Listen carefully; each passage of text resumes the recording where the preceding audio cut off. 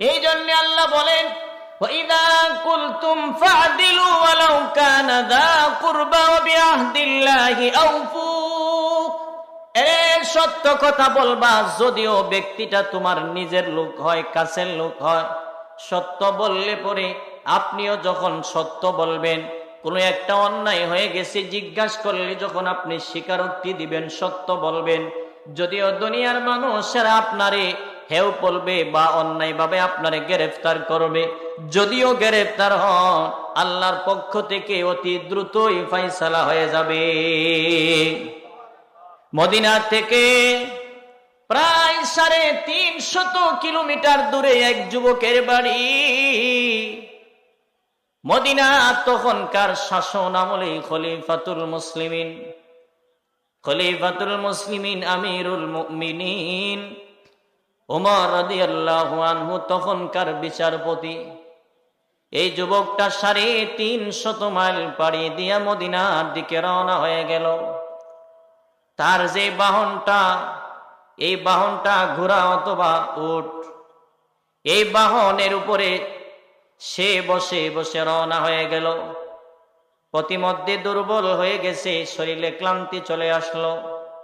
রাস্তায় একটা গাছের সাথে তার বাহনটা বেঁধে তিনি এক জায়গায় শুয়ে পড়েছেন।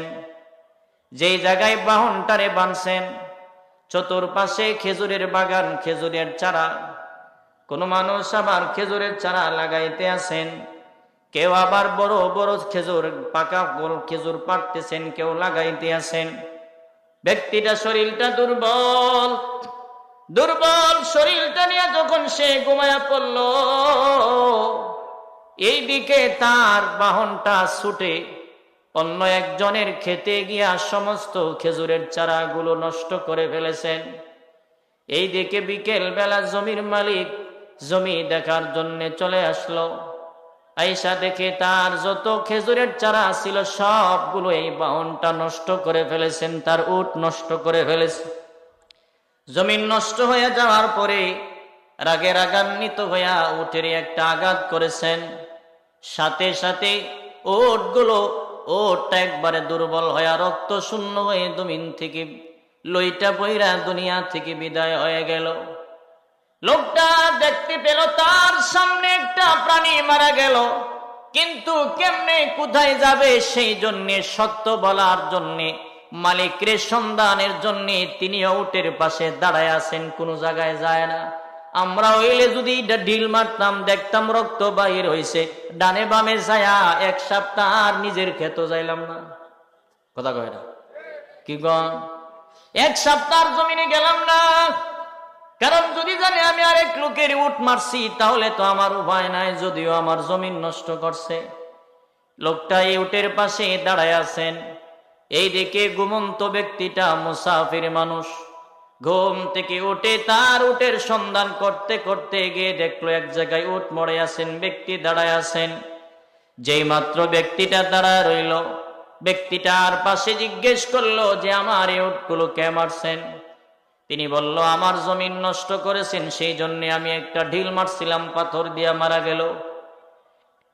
রে তুমি যে আমার উট মারলা, আমি তো বাড়ি থেকে বের হয়েছি 350 মাইল দূরে হইল মদিনায় যাওয়ার জন্য আমি রওনা হইলাম, আমি এখন কিভাবে যাব?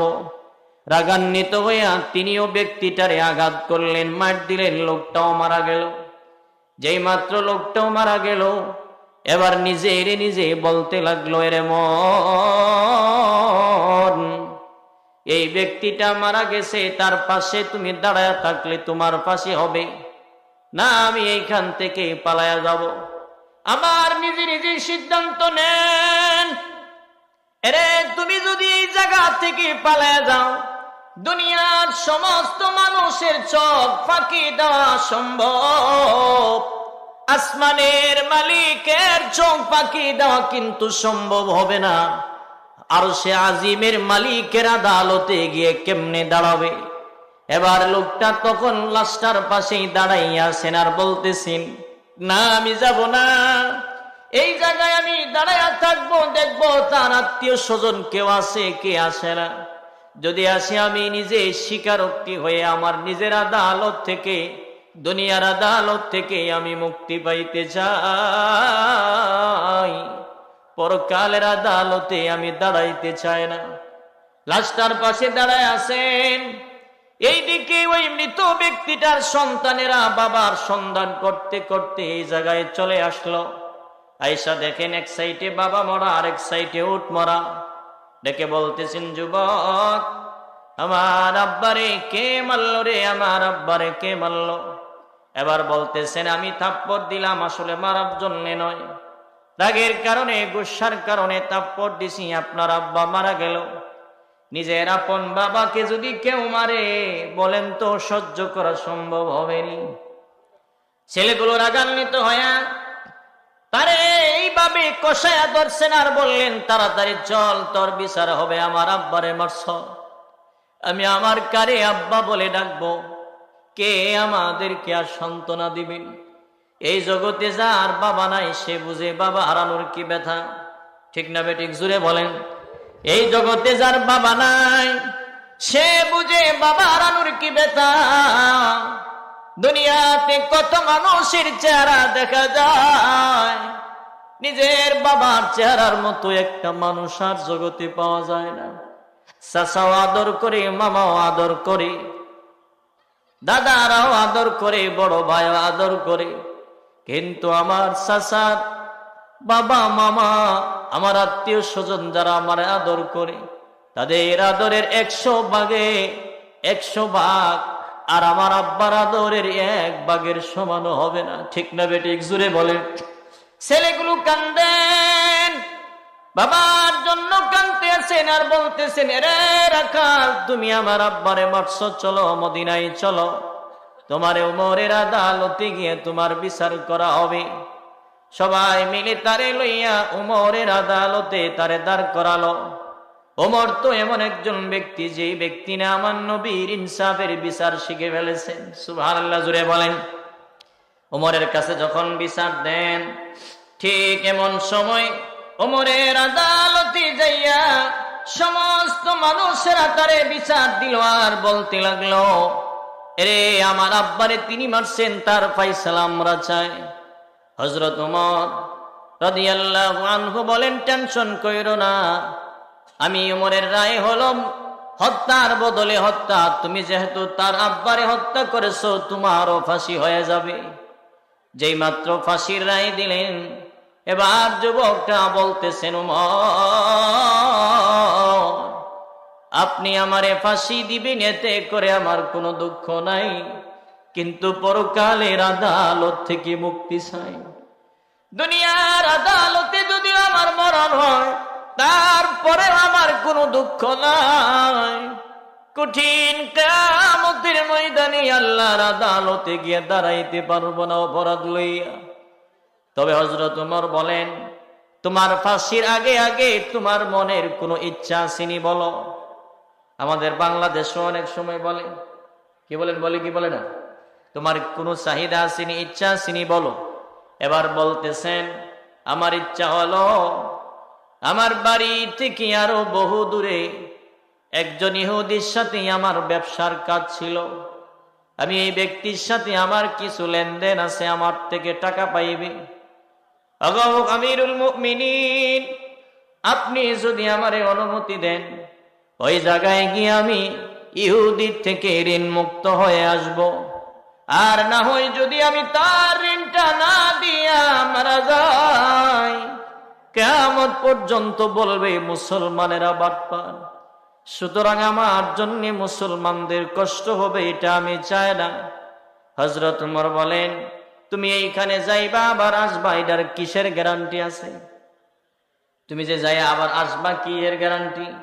সুতরাং তুমি যদি যাইবা চাও, তোমার পরিবর্তে একজন লোক এই জায়গায় দাঁড় করাইয়া যাও। লোকটা বলেন, ওমর, এই জায়গায় যদি আমার আপন একটা ভাই থাকতো, তাহলে আমার পরিবর্তে এই জায়গায় দাঁড়াইতো। এই জায়গায় যদি আমার আপন আব্বা থাকতো, তাহলে আমার পরিবর্তে এই জায়গায় দাঁড়াইতো। এই মদিনায় আমার আপন বলতে কেউ নাই। আমারে যদি আপনি বিশ্বাস করে বিদায় দিতে চান, আমি যাব, আমার পাশে কে দাঁড়াবে, আমারে কে জিম্মাদারি নিবে? হযরত ওমর বলেন, না, তোমার একা একা যাইতে দেওয়া হবে না। তুমি যে আসবা কিসের গ্যারান্টি আছে? তুমি যে আসবা তোমার উপর কোনো এরকম গ্যারান্টি নাই। আবার তোমার সাথে যদি লোক দিয়া দেয়, হইতে পারে এলাকার মানুষ লইয়া তাদেরকেও মেরে ফেলতে পারো। সুতরাং তোমার এই একা ছাড়া যাবে না। এইভাবে উমর যখন বলতেছেন তোমাকে ছেড়ে দেওয়া হবে না, একজন জিম্মাদারি লাগবে, এই আদালতের সামনে অনেক মানুষ দাঁড়ায় আছে, কেউ তার জিম্মাদারি নেয় না। হঠাৎ করে একজন ব্যক্তি নিজ থেকে দাঁড়াইয়া বলল, ওমর, আমার এই ভাইটারে আপনি ছুটি দিয়া দেন, এই ভাইয়ের পরিবর্তিতে আমি জিম্মাদার হয়ে গেলাম। যতক্ষণ পর্যন্ত আমার এই ভাইটা না আসবে ততক্ষণ পর্যন্ত আমি এই জায়গায় থাকবো, আপনি আমারে নেন, তারে মুক্তি দেন। যেই ব্যক্তিটা বলল আমি তার জিম্মাদারি নিয়ে নিলাম, এই ব্যক্তিটা হচ্ছে আমার আপনার নবীর সাহাবী হযরত আবু যর গিফারী রাদিয়াল্লাহু আনহু। হযরত আবু যর গিফারী রাদিয়াল্লাহু আনহু বলেন, নবী গো, হযরত ওমরকে বলতেছেন, ওমর, আপনি আমার এই ভাইটারে বিদায় দেন আর আমারে তার জায়গায় দাঁড় করায় রাখেন। ভাইরা আমার, আবু যর গিফারী রাদিয়াল্লাহু আনহু যেই মাত্র জিম্মাদারি হয়ে গেল, মদিনার সমস্ত মানুষের আশ্চর্য হয়ে বলতে লাগলো, আবু যর, যে ব্যক্তিটার জিম্মাদারি তুমি নিয়েছো, এই ব্যক্তিটা আসবে কি আসবে না তোমার কি গ্যারান্টি আছে নাকি? তুমি কি তারে চিনো? তুমি যে তারে বিদায় দিয়া দিল।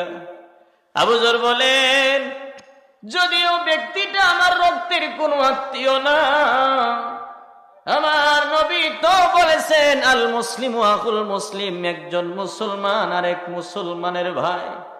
সুতরাং ভাই হইয়া ভাইয়ের জিম্মাদারি নিলাম, মুসলমান হইয়া মুসলমান ভাইয়ের জিম্মাদারি নিলাম। এই ভাইটা না আসলে আমার ফাঁসি হবে, অসুবিধা নাই। এই দেখে লোকটা বিদায় হয়ে গেল। আর উমর রায় দিল, আগামী জুমার নামাজের পরে সমস্ত লোকের সামনে তোমাকে ফাঁসি দেওয়া হবে, তুমি সময় মতো আসবা। লোকটা চলে গেল। ওইদিকে লোকটা বাড়িতে গিয়া ইহুদি লোকের থেকে ঋণ মুক্ত হয়া বাড়িতে আইসা মার কাছে বলতেছে, মাগো, হয়তো আজকের পর থেকে আর এই বাড়িতে ঢুকবো না। এরে মা, আজকের পর থেকে এই বাড়িতে আর কোনোদিন তোমাকে আম্মা ডাকতে আসবো না। প্রায় আড়াই বছর আপনি আমারে দুধ পান করাইছেন, দুধের দাবিগুলো মুক্তি দিয়া দেন। আমার পরিবর্তে নবীর একজন সাহাবীর আমি জিম্মাদার বানায় আসছি। আমি যদি সময় মতে না যাইতে পারি, নবীর সাহাবীর গলা কাটা যাবে। বাবার কাছে গিয়ে বলল, আব্বা, দেন আজকে আপনার এই ছেলেটারে মাথায় হাত দিয়া জনমের বিদায় দিয়া দেন। আজকের পর থেকে আর হয়তো বা আপনাকে আব্বা ডাকার জন্য আমি আসতে পারবো না। বাবা গো, ওমরের আদালতে নবীর সাহাবীর আমি দাঁড় করায় রাখছি, আমার বিদায় দেন, আমার তাড়াতাড়ি যেতে হবে, আমি চললাম মদিনায়। এইদিকে লোকটা ঋণ মুক্ত হয়ে আল্লাহর আদালতের ভয়ে দুনিয়াতে সত্য বলার জন্য রওনা হয়ে গেল। অপরদিকে জুমার নামাজ প্রায় শেষ হয়ে গেল। জুমার নামাজ শেষ।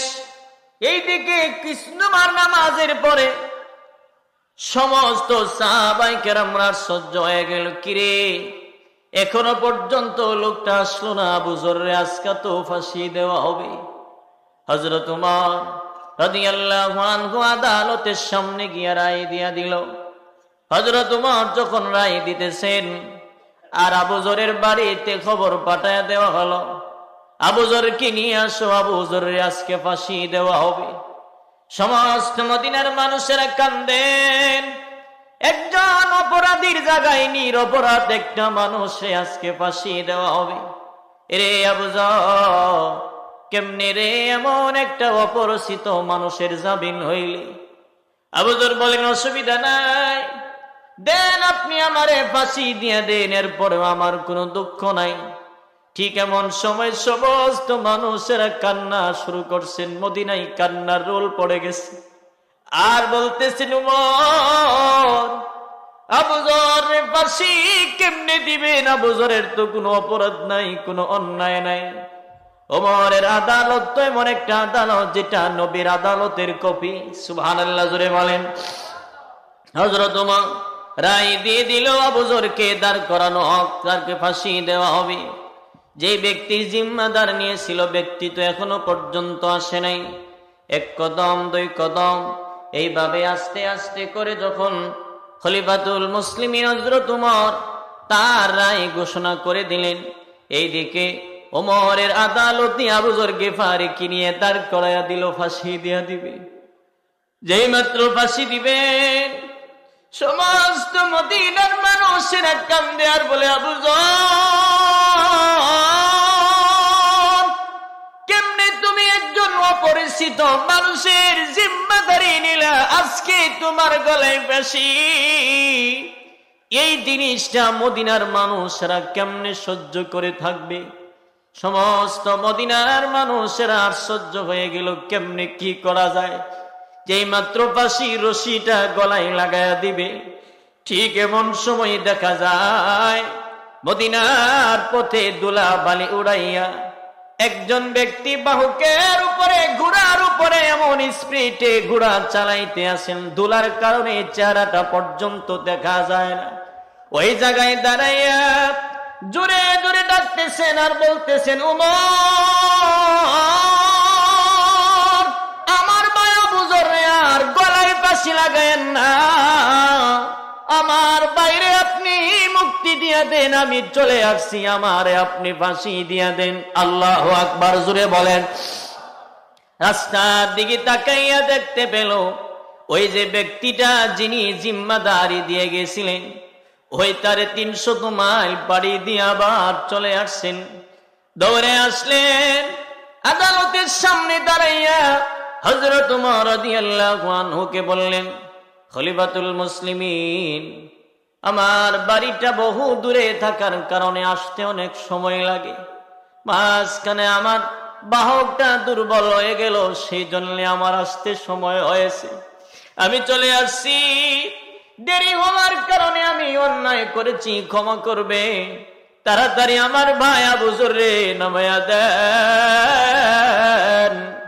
আমার গলায় আপনি ফাঁসির রশিটা লাগায়া দেন, তারপরেও আমি দুনিয়ার আদালতে মুক্তি পাইতে চাই, দুনিয়ার শাস্তি পাইলে দুঃখ নাই, পরকালের আদালতে দাঁড়াইতে চাই না।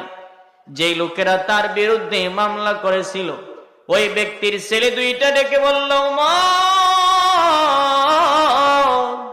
যেই ব্যক্তিটা 350 মাইল পাড়ি দিয়া নিজের গলায় ফাঁসি দেওয়ার জন্য সে আসতে পারে গো,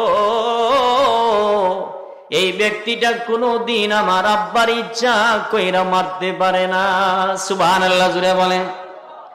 খলিফাতুল মুসলিমিন, যেই ব্যক্তিটা 350 মাইল পাড়ি দিয়া ফাঁসি হবে তারপরেও আসলো, আমার বুঝার বাকি নাই, লোকটা আমার আব্বারে ইচ্ছা করে মারতে পারে না, সুতরাং আপনি আমারে, আমি তার পক্ষ থেকে যেই বিচার দিয়েছিলাম, তার বিরুদ্ধে যেই বিচার দিয়েছিলাম, তার বিচার থেকে আমরা তাকে মুক্তি দিয়ে দিলাম, মামলা খালাস করে দিলাম, তারে আপনার নামায়া দেন, নিজের ভাই বানায়া বাড়িতে লইয়া মাফ করে দেয়।